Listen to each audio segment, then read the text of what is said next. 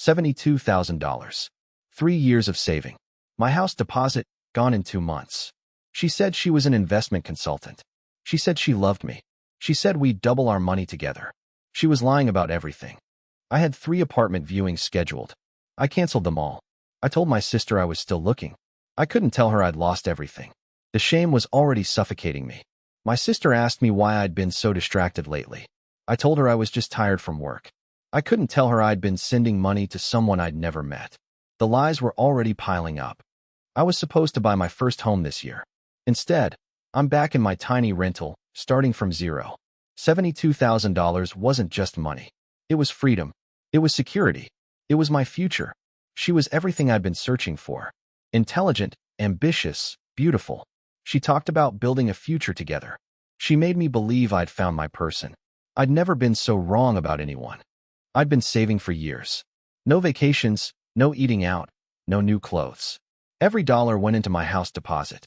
I was proud of my discipline. I thought it was finally going to pay off. She asked about my savings early on. She said she admired my discipline. Then she mentioned her investment strategy. I can help you grow that money, she said. We can build our future together. She said she'd been investing for a decade. Sent me screenshots of her supposed returns. They looked impressive. She said if we invested together, we'd be set for life. I believed her completely. My sister saw me on my phone constantly. She asked if I was dating someone. I said yes. She looked worried. Just be careful, she said. I told her I knew what I was doing. I didn't. She said there was an opportunity. A fund that was closing in 3 days. If I invested my house deposit, we'd double it in 6 months. I hesitated for a moment. Then I transferred everything. $72,000. My entire house deposit. She said we'd buy a place together in 6 months. A nicer place than I could afford alone. I started looking at better neighborhoods. Dreaming. 6 months came and went. No returns. She said the fund had been delayed. Then her messages got shorter. Then she stopped answering. I was blocked. The money was gone. She was never real. I told my sister everything. The words came out broken. She didn't yell. She just held me while I cried. I'd lost my house deposit and almost lost my relationship with the only person who truly loved me. The police said the money was likely gone. The scammers operated overseas. Recovery was almost impossible. I'd have to start again from zero. 3 years of discipline, wasted on a ghost.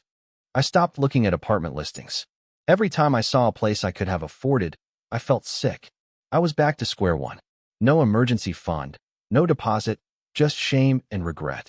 I couldn't sleep, couldn't focus at work. My productivity dropped. I almost lost my job too. The scam didn't just take my money. It took my confidence, my stability, my sense of self. I met Emily at a financial recovery workshop. She was a former fraud investigator. She'd seen hundreds of cases like mine. You're not stupid, she said. You were manipulated by a professional. Emily helped me make a new savings plan. It would take 5 years to rebuild my deposit. 5 years of discipline, of sacrifice, of patience. But at least I had a plan this time. I started side projects to earn extra income. A little testing work on weekends. Every dollar went into the new savings account. It was slow work, but it gave me purpose again.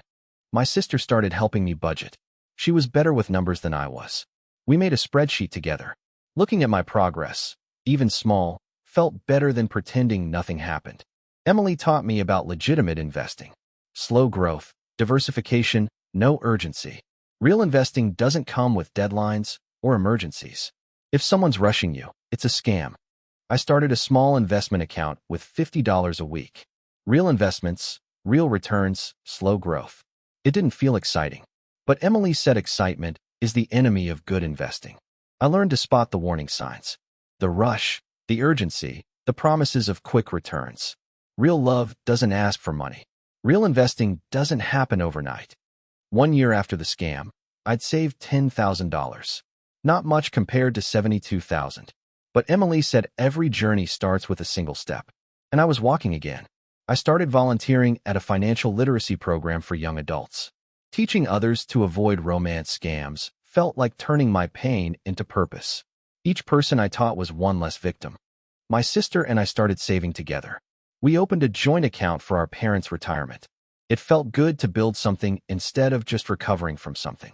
Emily said something that stuck with me. Your worth isn't in your wallet. It never was. I defined myself by my savings. I had to learn that I was more than my bank balance. 2 years after the scam, I'd saved $35,000. Halfway to my goal. It felt slow, but Emily reminded me that slow progress is still progress. I was ahead of where I was. I started speaking at community events about romance scams and investing. People listened because I'd lived it. My mistakes became lessons for others. That felt like redemption. I finally started looking at apartments again, this time with my sister's help. We walked through small places, affordable places. It felt different this time. No rush. No urgency. Just steady planning. 3 years after losing everything, I reached my goal. $72,000 back in my account. It took longer than before. But this time it was real. This time it was mine. I bought my first home. A modest apartment, nothing fancy. But it was mine. My sister helped me move in. We celebrated with pizza on the floor. I'd never felt more accomplished. Emily said I'd become one of her best success stories. Not because of the money I made, but because of the person I became. I was no longer defined by loss. I was defined by resilience. I still think about her sometimes.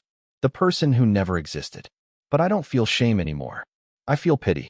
She must have been so empty to need to steal from people who just wanted love.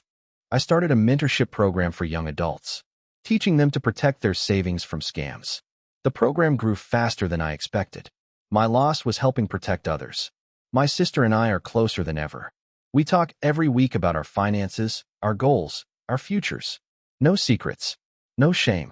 Just family supporting family. I've learned that love doesn't come with a price tag. Real relationships don't require investment capital. The people who truly care about you never ask you to prove your love with money. The man who lost his house deposit learned that home isn't a building. It's the people who help you rebuild when you fall. My sister, my mentor, my community, they were my real investment. And they're paying dividends that money could never buy.